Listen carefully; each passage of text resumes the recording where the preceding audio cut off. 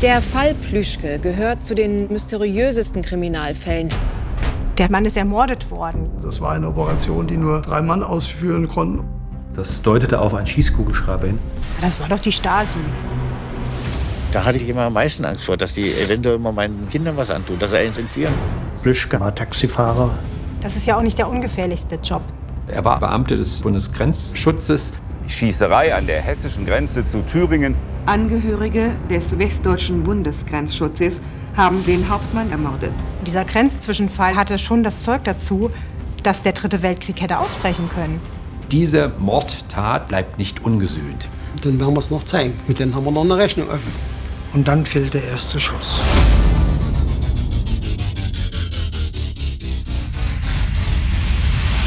Das Ministerium war mächtig. Erschreckend, was sie alles vorbereitet haben. Der Täter hatte maximale 1 bis 2 Minuten Zeit. Was dann passiert ist, ist unklar. Es gibt nach wie vor hochaggressive Menschen, die den Hass, den sie einmal entwickelt haben gegen die Bundesrepublik Deutschland, auch weiter bewahren.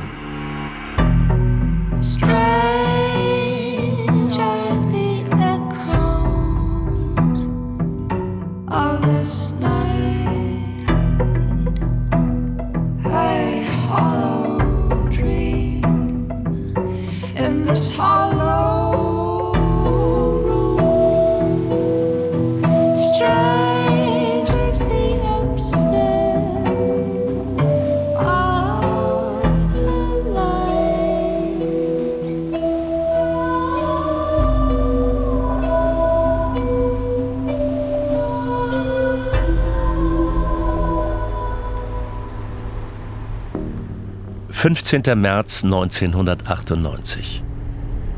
Samstagnacht. Hünfeld, Osthessen. Taxifahrer Hans Plüschke ist entlang der ehemaligen innerdeutschen Grenze unterwegs. Vor 36 Jahren hat er hier als Bundesgrenzschütze einen ostdeutschen Hauptmann erschossen. Das DDR-Regime schwor Rache. Plüschke tauchte unter. Die Angst vor Vergeltung begleitet ihn seitdem. Gegen 4 Uhr finden Zeugen ihn regungslos auf der Straße.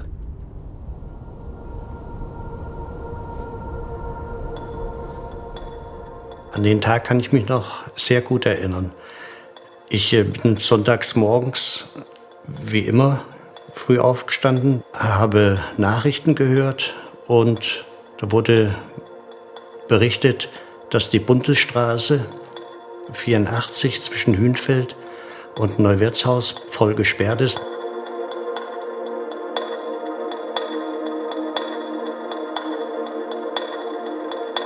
Ich habe daraufhin die Polizei in Hünfeld angerufen. Als man mir sagte, ja, da ist was, da bin ich hingefahren, bin aber davon ausgegangen, dass dann wahrscheinlich ein schwerer Unfall ist. Als ich da oben stand und habe dann da runtergeschaut, da konnte ich mir aber noch gar keinen Reim machen, was das sein könnte. Keiner konnte was genau sagen. Die Kripo-Beamten, Staatsanwalt, die sind unten rumgegangen, haben sich die Sache begutachtet und haben schon die Nummern aufgestellt gehabt. Das Foto ist entstanden, das habe ich gemacht mit dem Telefon oben und habe den Leichnam da gesehen und Taxi unten. Also es war für mich erstmal verwunderlich, dass da oben jemand liegt und das Taxi weiter zurückstand. Ich habe nur gesehen, dass ein Taxi ist und dann wurde das erzählt, ist der Hans Plüschke. Hans Plüschke habe ich so ganz gut gekannt, war Taxifahrer, Taxiunternehmer in Hünfeld und ich hatte ein umgängliches Verhältnis mit ihm, ne? Immer freundlich, immer nett, immer einen Spruch gemacht. Ja, so war der Hans. Ja. Seit den frühen Morgenstunden sichert die Kriminalpolizei mit einem Großaufgebot Spuren am Tatort. Noch ist völlig unklar, was hier auf der Bundesstraße 84 kurz vor Hünfeld passiert ist. In den 90er Jahren sind Raubüberfälle auf Taxifahrer nicht selten.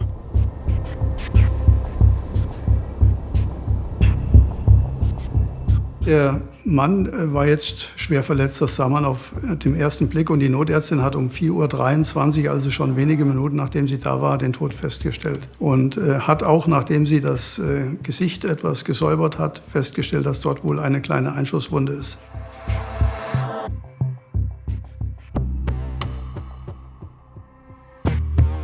Daraufhin haben die Polizeibeamten von der Polizeistation Hünfeld die ersten Maßnahmen getroffen. Die haben abgesperrt und haben auch von der Feuerwehr Hünfeld ein Zelt geordert, um das Taxi, was ja jetzt ein Spurenträger war, von der Witterung zu schützen, dass da eben keine Spuren verwischt oder kaputt gemacht werden. Es war leichter Nieselregen an diesem Morgen.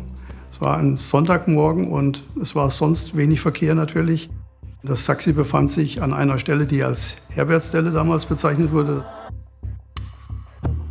Der Wahlhebel des Automatikgetriebes war nicht auf P gestellt, sodass das Fahrzeug dann unkontrolliert, in dem Fall zurückrollte, weil es sich ja in einer Senke befand. Das waren etwa 50 Meter vom Fahrer entfernt und man musste davon ausgehen, dass der Fahrer aus dem Fahrzeug gezogen wurde oder eben aus eigener Kraft herausgelaufen ist.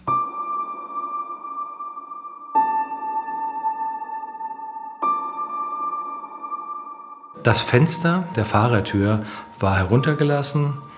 Im Fahrzeug befand sich noch die Geldbörse. Da die Geldbörse unversehrt und nicht berührt war, konnte man auch nicht von einem vollendeten Raub ausgehen. Möglicherweise lag ein Raub zugrunde, aber das zu dem Zeitpunkt des Auffindens war das noch nicht klar.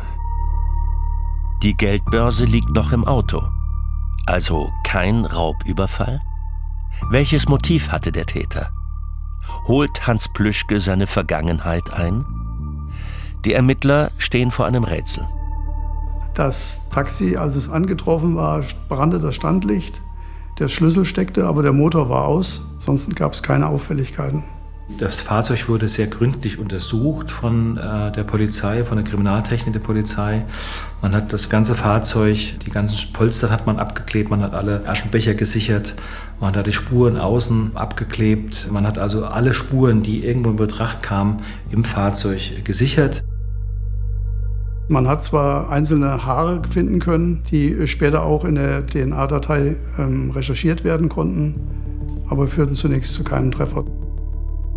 Man hat am Taxi festgestellt, dass im Eingangsbereich, also am Türschwelle und an der Tür, sich Blutspuren befanden. Die serologischen Spuren, die man im und am Taxi festgestellt hat, alle Blutspuren, auch an der Brille des Opfers, die waren später alle dem Opfer zuzurechnen. Die Spurenlage war deshalb schwierig, weil es nicht ganz klar war, ob der Taxifahrer, der jetzt außerhalb des Taxis lag, dort zu Tode gekommen ist, wo er eben aufgefunden wurde.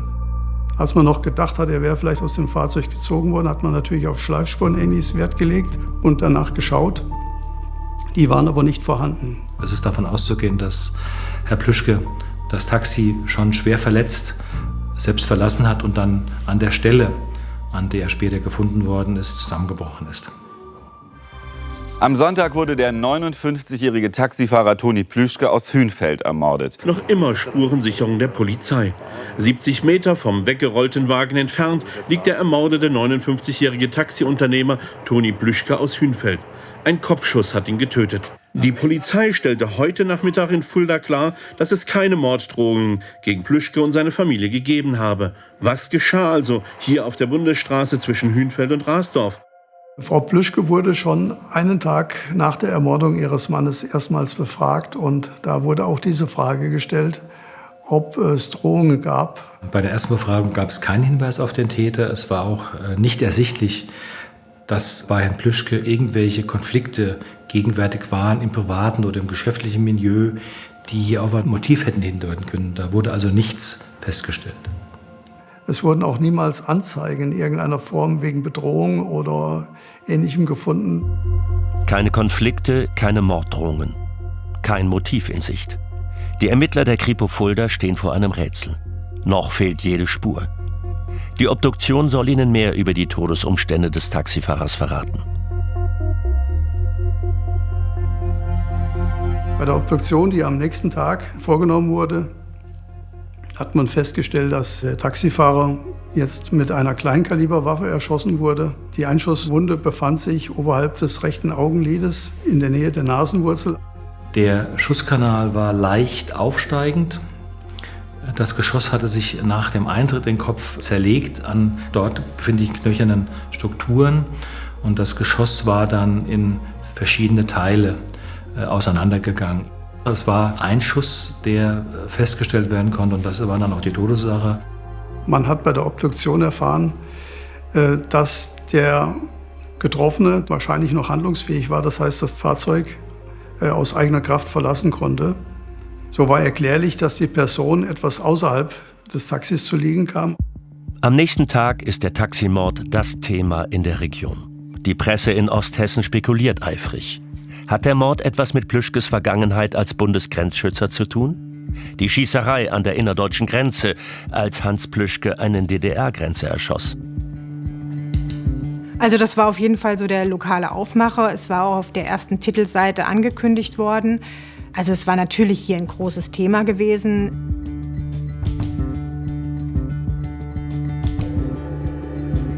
Ich bin seit 15 Jahren Redakteurin bei der Fuldaer Zeitung und schreibe eigentlich schon lange auch über Verbrechen. Der Fall ist wirklich einer der spektakulärsten, die sich hier in Osthessen zugetragen haben. Die Berichterstattung war auch umfangreich. Es gab Bilder vom Tatort, es gab auch schon einen relativ langen Text. Und auch da wurden schon viele Fragen aufgeworfen. Warum stand das Auto mitten auf der Straße? Warum lag der so weit weg?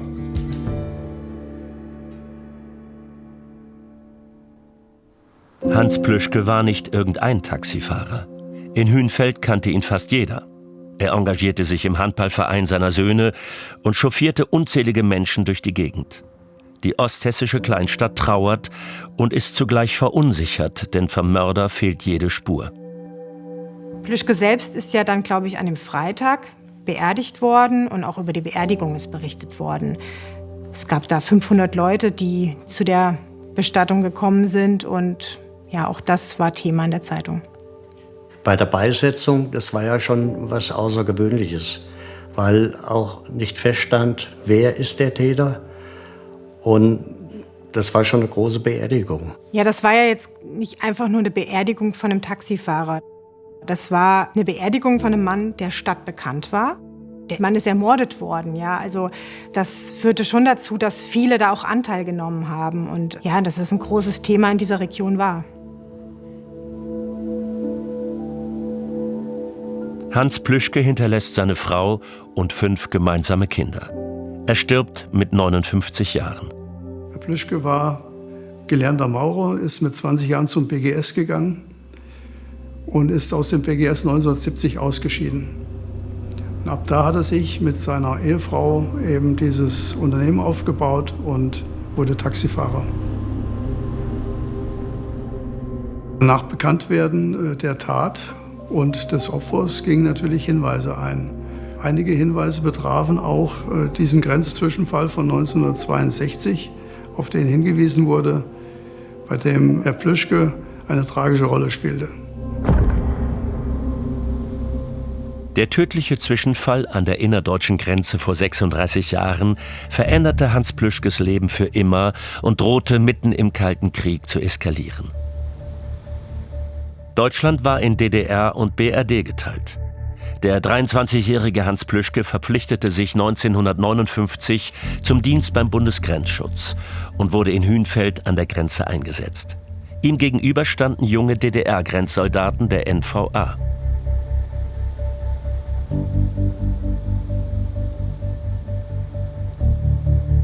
Ich heiße Jürgen Riedel, bin geboren am 17.01.42 und bin mit 18 Jahren freiwillig zur Grenzpolizei.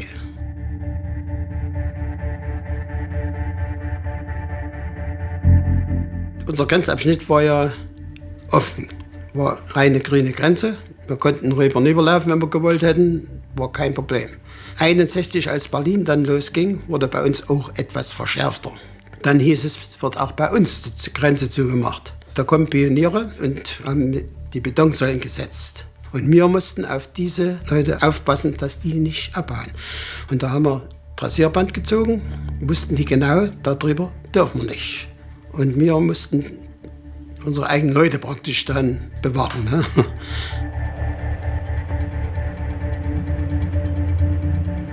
Mit 1961 und der Bau der Berliner Mauer verschärft sich hier auch dieses Grenzregime direkt an der innerdeutschen Grenze.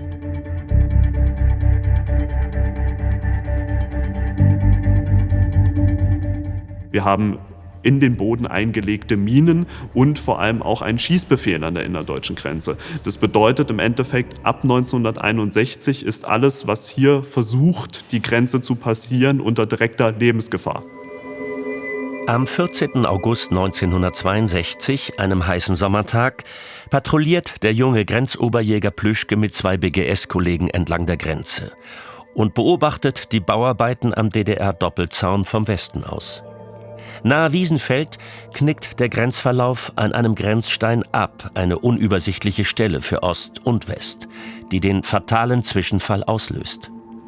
Auf DDR-Seite vermutet man, die BGS-Beamten hätten die Grenze überschritten.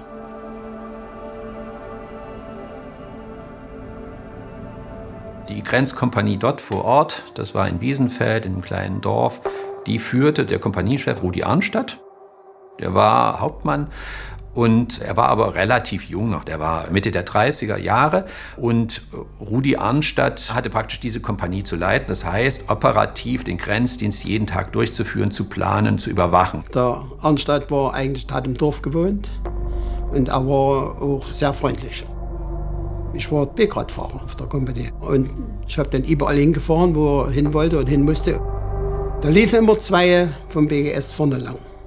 Waren dem Moment auf unserem Gebiet. Er hat dann die Äußerung gemacht zu mir. Ich fange mal heute noch einen weg. Dann hat er sich die Pistole oben eingesteckt, hat den anderen Posten noch gesagt, du sicherst mal hier. Und mich schickte er aber los. Und sagt, geh zur Frau, es wird ein bisschen später. Wir haben hier noch zu tun. Ich schmeiß meine Maschine an, die stand unmittelbar in der Nähe dort.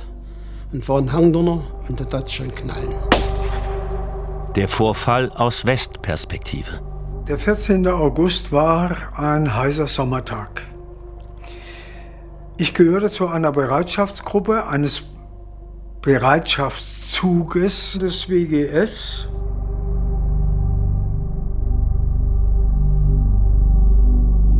Ich war um 11:30 auf dem Weg zum Mittagessen.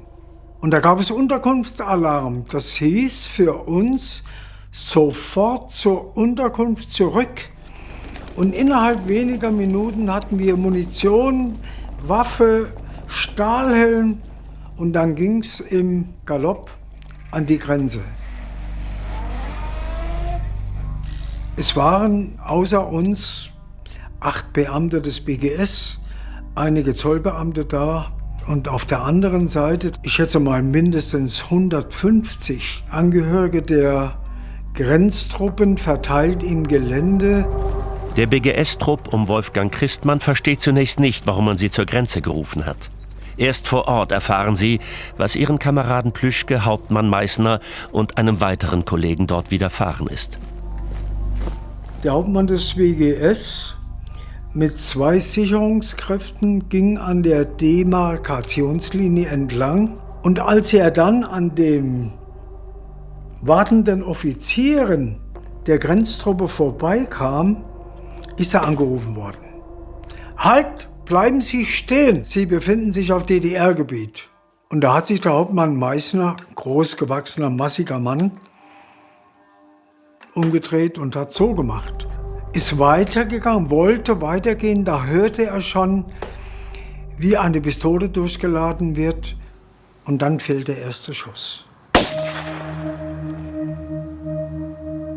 Plüschke hat dann sein FN-Gewehr von der Schulter gerissen und hat aus der Hüfte einen Schuss abgegeben und trifft den Hauptmann Arnstadt in den Kopf.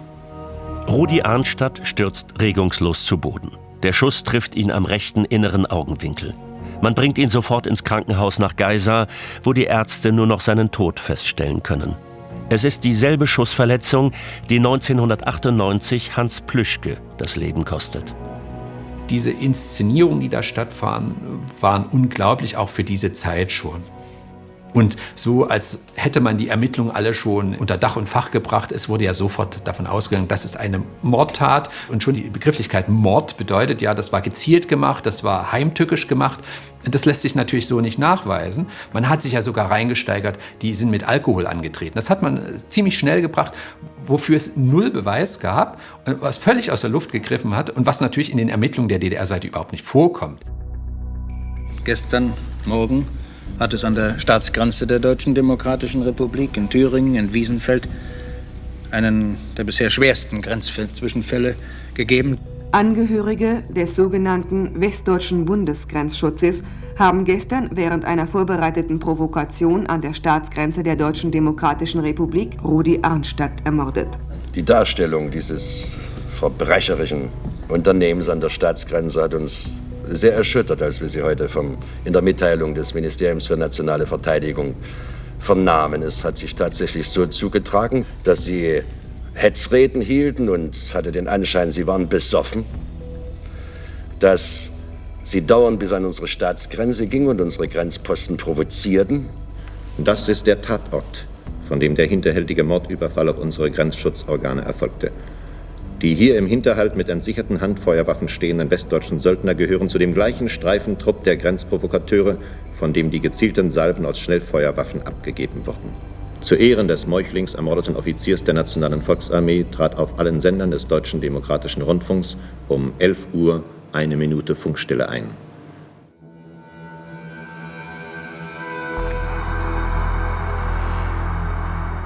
Der Todesfall von Arnstadt hat in der DDR eine riesige Propagandakampagne ausgelöst, weil er der Beleg für die dort herrschenden Kräfte war, dass man aufzeigen konnte, die Aggressivität geht vom Westen aus. Sie töten unsere tapferen Friedenskämpfer an der Grenze und das macht es notwendig, dass wir die Grenze weiter befestigen und ausbauen.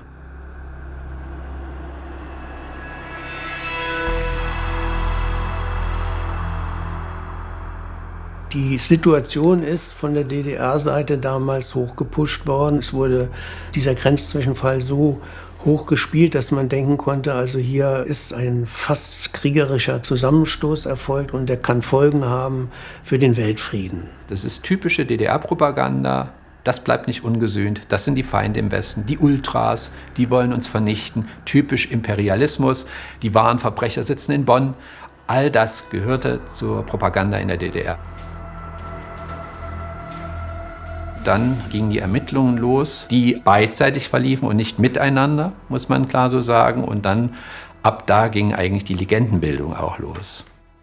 Tatsache ist, dass intern bei den Grenztruppen ermittelt wurde. Es wurde auch innerhalb der NVA ermittelt und die Staatssicherheit war auch vor Ort. Es wurden auch alle Beteiligten einzeln befragt. Wir wurden dann alle ins Speisezimmer geschafft und wir waren sofort ausgelöst, durfte keiner mehr von uns nach Hause an der Grenze. Kommt dann ein höheres Gremium, jeden Einzelnen verhört und wollte alles wissen, auch von mir. Ich konnte aber auch noch das sagen, was ich zur letzten Sekunde gesehen habe. Und dass es eben so war, das habe ich eben da schon gesagt, dass er mich wegschickt, aber er noch wegfangen wollte. Dann hat es gestört, dass die eben uns provozieren. Und da hat er sich eben provozieren lassen. Und das durfte nicht an die Öffentlichkeit. Meine Aussage wurde irgendwie beiseite geschoben. Und ich wurde auch danach nie wieder gefragt. Es war ja nicht falsch, was ich gesagt habe. Aber das wollten sie nicht hören, das habe ich schon gemerkt. Dadurch war ich dann erst einmal irgendwie beiseite gestellt. Die wollten nicht mehr von mir. Diese Aussagen wurden aufgenommen. Es ist eben nur eine Frage, wie hat man das dann gewertet? Und das war deutlich unterschiedlich. Ist es zum Beispiel die Aussage, ja, ich habe als Erster geschossen, das war ein Warnschuss? Oder nimmt die Gewichtigkeit dieser Aussage ab und man stützt sich eher auf die andere Seite? Ja, was hat eigentlich der Westen geschossen? Die Meinung an der Kompanie war eigentlich doch, wir waren ja auch so erzogen, dass das von Triem hier organisiert war. Das war provoziert und organisiert, dass hier, wenn irgendwas ist, geschossen wird. Oder so haben wir das beigebracht gekriegt und so haben wir das auch fast gesehen. Die Mordkommission der Volkspolizei ermittelt in der DDR. Die zentrale Frage, haben die BGS-Beamten die DDR betreten oder nicht? Akribisch vermessen sie auf Ostseite den Tatort, ziehen Grenzlinien nach. Es wurde bei den Unterlagen zu Arnstadt nach unseren Ergebnissen der Standort deutlich verändert, sodass der Eindruck in den DDR-Skizzen entsteht, dass Arnstadt zu Recht diese 3 Beamten angerufen hat, weil sie sich schon auf DDR-Gebiet befanden. Auch im Westen ermittelt die Kriminalpolizei. Die Fuldaer Beamten prüfen, hat Hans Plüschke den NVA-Hauptmann vorsätzlich erschossen? Und sind die BGS-Beamten auf DDR-Gebiet vorgedrungen?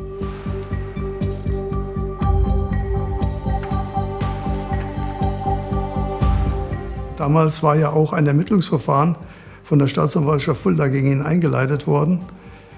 Und also 1962 sind diese Ermittlungen eingestellt worden, weil die Staatsanwaltschaft und die Ermittlungen ergeben haben, dass Herr Plüschke wohl in Notwehr gehandelt hat. Die westdeutsche Darstellung war so überzeugend und so plausibel. Plüschke befand sich zu keiner Zeit auch nur einen Schritt auf DDR-Gebiet. Der Westen hat eigentlich sehr gern die Lesart des Westens geglaubt. Das heißt also, wir haben alles richtig gemacht, der Osten ist schuld, die sind sowieso immer schuld. Und man hat dann ziemlich schnell gesagt, das war ja sowieso Notwehr der BGS-Beamten, die konnten gar nicht anders. Und diese These blieb. Sodass man eigentlich diese Aufarbeitung niemals irgendwie angeschoben hat. Man hat immer die eigene Lesart verkörpert. Natürlich sind wir eher dazu geneigt, immer der bundesrepublikanischen Sichtweise zu glauben, weil wir natürlich wissen, dass an vielerlei Stellen, gerade von der DDR-Seite, natürlich massiv Propaganda auch betrieben worden ist. Ich glaube, es ist tatsächlich einfach nicht aufklärbar, wenn man objektiv daran geht. Wir haben wirklich diese Aussage gegen Aussage-Konstellation. Wir wissen also nicht wirklich, ob es so gewesen ist.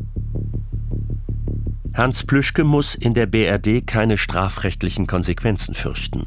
Und ein Auslieferungsabkommen mit der DDR existiert nicht.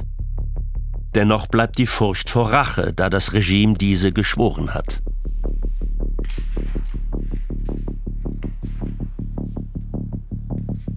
Man hat natürlich seitens der damaligen westdeutschen Behörden keinerlei Verlautbarung über den tatsächlichen Schützen gemacht. Intern war der bekannt.